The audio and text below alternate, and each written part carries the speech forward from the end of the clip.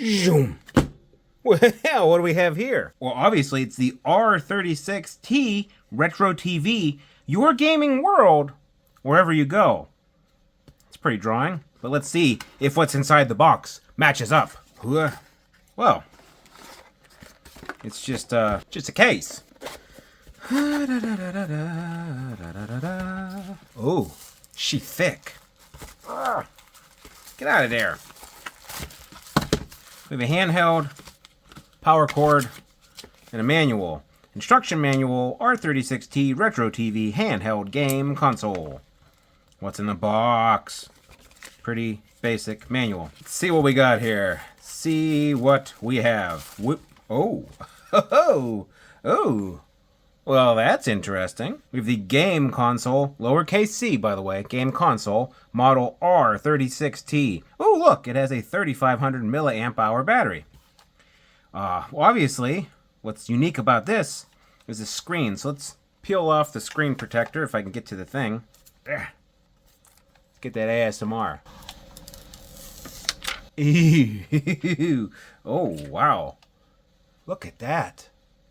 That's got a bubble to it. Can you see that? It's got a real bubble to it. I like it. It's a lens. Before we even turn it on, let's see what we can see. Looks like you have volume on the side, your power, your reset, your SD card. It's a single SD card, even though it says TFOS. I feel like they just copy this to copy it.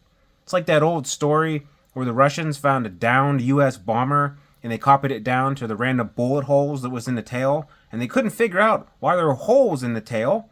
And they said, well, it was on the American plane, better put them in there. And it's because it got shot before it crashed in Russia. So I think some of these places, you know, this should have two SD cards, but it has one, and they still put TFOS because they're not really sure what it does. And on top here, we have a power USB-C, an OTG USB-C, and unfortunately, a headphone jack. Wait, an aux.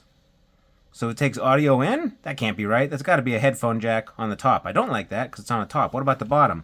We have a single downward firing speaker. And then on the front, the main shebang. You have a joystick, a switch-style joystick. It's kind of tiny. Has a very limited rotation. I can only imagine it'll be serviceable at best. You have one of the oddest D-pads I've ever seen. It doesn't feel bad, but it's really just a big old circle. Seems like the whole thing floats on a four-way pivot. We're going to have to see how that performs in fighting games and precision tests. You have your face buttons, kind of loud. What's interesting is they have like a bottle cap design around the sides, and I can only imagine that's supposed to evoke the old knobs on the TV. Kind of like these are supposed to evoke the knobs on the TV. Your so like this is the old volume knob, and this is your channel changer. Remember those TVs? You had the channel changer on top and the channel changer on the bottom. Because you had, what is it, VHF and UHF. You get some weird stations from Canada sometimes, but I digress. You have a function button in the middle, and on the back here, you have these shoulder buttons. Oh, God. Listen to that. Sounds like a keyboard. I mean, they're sloped, so they should be comfortable, but... Ugh. Speaking of comfort, look at them cheeks. That's actually pretty ergonomic. Pretty ergonomic for a vertical handheld. It feels pretty good in the hand. But how does it play? Let's turn it on. Relive your glory days. That's kind of a cool loading screen. It's pretty retro. Ooh, the LED lights up. And loading everything. Now, if you weren't already familiar, this thing is rocking the tried and true RK3326. This is the most ubiquitous chip in retro handhelds today, and it's a tried and true workhorse. We've done dozens of videos on this chipset, so I'm not going to go into a ton of detail or push the boundaries or anything, but it'll play up to and including almost the entire PlayStation 1 library. Yes, JLash, Vagrant Story runs like crap on here, and it'll also get into some N64, PSP, and Dreamcast. What's the operating system? Oh! It's an EmuElec version. It has actually a link to the website. If you need after-sales online support, go to that website. You know what? That's actually kind of cool, because if I got this for the first time, like from a TikTok store, and had no idea what to do, that at least gets me started in the right direction. Apparently, huge fans of Mortal Kombat. God, that's so loud. The speaker on the bottom's not terrible, but I kind of wish it was coming out of this grill right here. Like, if this is a TV, that's where the sound should come from. I don't know. Sonia. Your function button. The function button doesn't seem to do anything. Okay. Doesn't make it. Ah!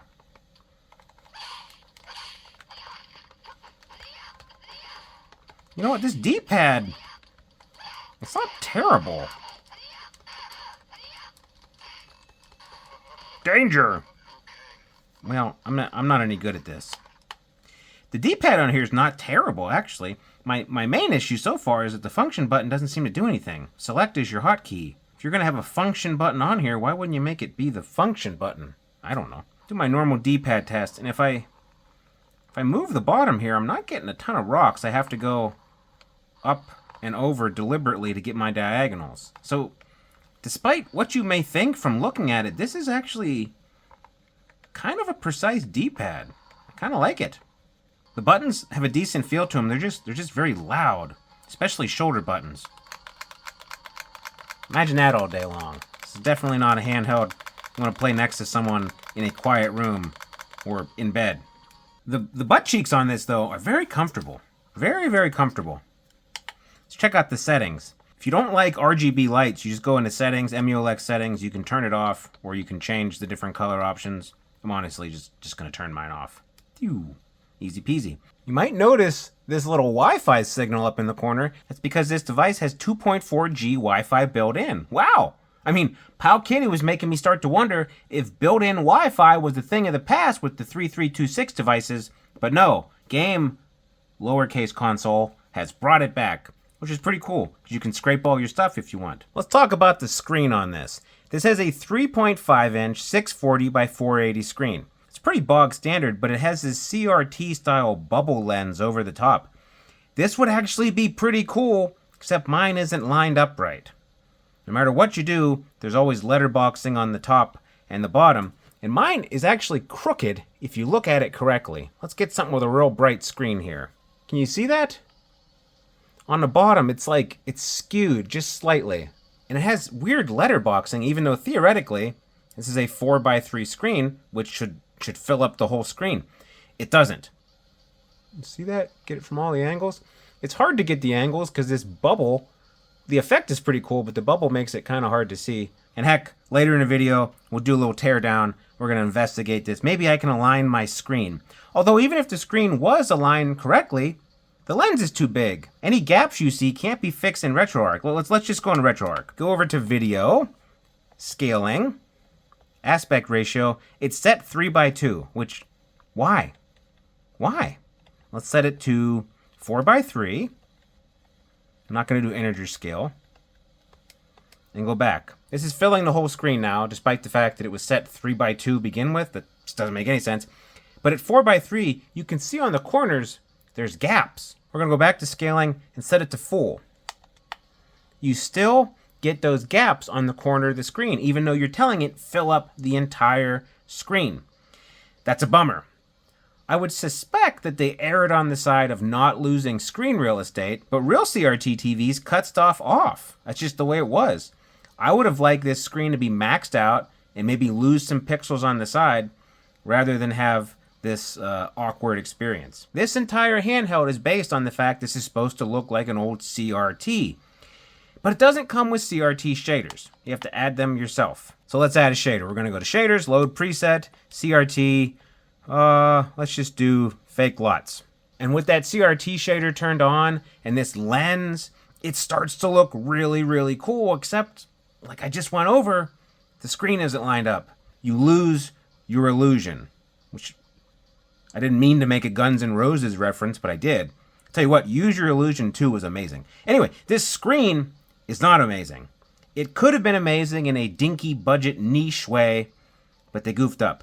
It bothers me that they went to such lengths to make this into a retro TV, from the bubble screen to the TV knob design of the face buttons, but the custom firmware doesn't have CRT filters on by default, and it's set to 3x2 instead of 4x3. Why? That's a weird choice, unless they're just recycling custom firmware, which is kind of a bummer. At first glance, it appears like you're getting a pretty curated library, but then you get into some systems, some major systems, like Nintendo Entertainment System, and there's no box art. Game Boy. Game Boy has box art, but Super Nintendo doesn't. It's just weird. Like Super Nintendo, no box art at all. You go to Genesis, all sorts of box art. Maybe the guys that made the custom firmware are huge into Genesis and they hate Nintendo. Maybe they haven't gotten over the console wars. Regardless, though, if you're going to make custom firmware, you're going to set this up to be a one-stop CRT experience. You should at least try to even out the experience, right? You should have pictures for all the systems, not just some of the systems. We mentioned this at the very beginning, but the firmware, they've taken, apparently, EmuElec ES, and they've added a couple things in here about after-sales online support. That's not a terrible way to set one of these up if you're intending to sell it cheaply to brand new users, although it is kind of scummy to commercialize something like EmuElec for their own purposes. I don't know, on some level our entire hobby is kind of scummy. Let's talk about price. This is available for $90 on Amazon and available for around $60-ish on AliExpress. You might find it lower, or you might be able to drop the overall price with coupons. Hey, check the description, there might be some coupon codes in there. But overall, it's pretty pricey, even a 3326 with butt cheeks, a TV screen, and actual Wi-Fi. I'm looking at you, Pal Kitty. All right, let's turn this off. Let's take it apart and see what we can find out about the screen. I can't make the screen bigger or make the lens smaller, but hopefully I might be able to correct that skewed angle. So, do a little prayer and turn her off.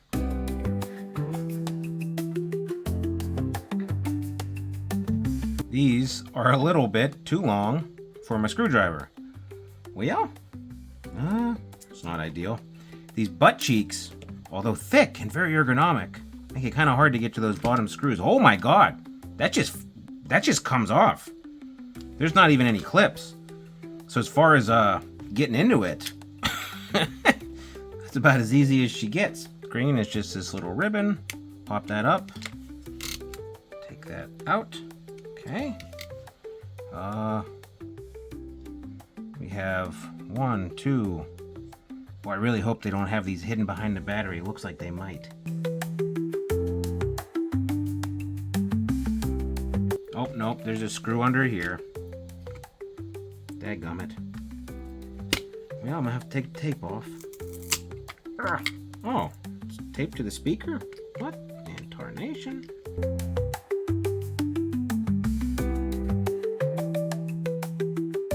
The whole PCB wants to lift. Carefully.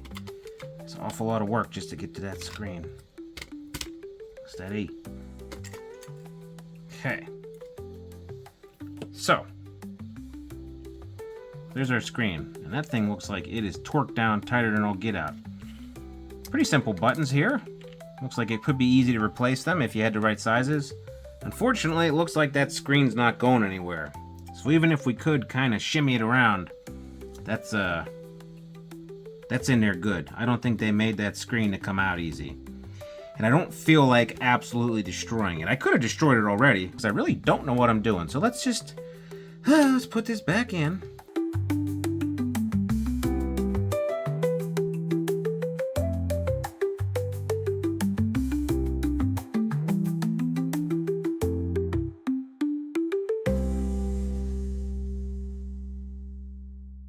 All right.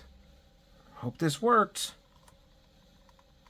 Some of the schmutz off the screen. Hey, there we go. Turns back on like a champ. Well, Gary, clock on the wall says it's time for What Did We Learn? And we learned that the R36T is yet another RK3266. This one heavily designed after an old school CRT TV, down to the knobs and the lens and everything about it.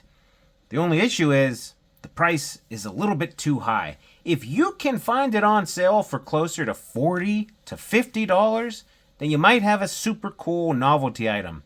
The CRT screen is a really, really cool idea, but unfortunately, it's kind of sloppily executed. If it was on point, I could excuse the pricing, but mine is skewed It doesn't come set up with CRT filters by default. It doesn't come at the right aspect ratio by default. And all of those little issues means that it's just a little bit too expensive for a gimmick that's not really working right. Now, we have heard from the company that makes this game console, lowercase c, that they are open to suggestions. And they've already showed us some new color options, including some wood grain color options, which I think is actually pretty cool. So while they are open to options, maybe there's the opportunity for a version 2. We can get this screen sorted out. We can kind of fix the custom firmware. Because if you get that screen and lens a little bit closer to each other, then the illusion is complete. And you add some CRT filters right out of the box, you can probably sell this for $60, $70, maybe even $90 on Amazon. Don't buy it on Amazon. That's too much. Unless there's a sale. Unless you got coupons. Unless maybe Christmas, you get a bunch of Amazon cards. But in general, AliExpress, probably your best bet. But anyway, if we get it perfect, if we get the CRT screen effect perfect, then we'll get closer to that $60. It makes sense. It's more of a, wow, this is really cool. This is something I can give my dad or my older brother or cousin or uncle, someone that grew up playing Super Tank or Atari games on a screen like that. It'd be really nostalgic. But as it is, it's just not, it's not there. It's 80% there. But then again, you can buy these RK3266s sometimes, $20, $30. You really need to be on point with the novelty. This one isn't. I'll say right now, it's a maybe. It's a maybe. If you get it for cheap, you get it for $40 and you like the idea of it, go for it. If you like the idea of it in general, go for it. But it's more of a gimmick. It's not e-waste. Everything works. Everything's great. Everything's functional. It's too much for the effect that's not 100% there.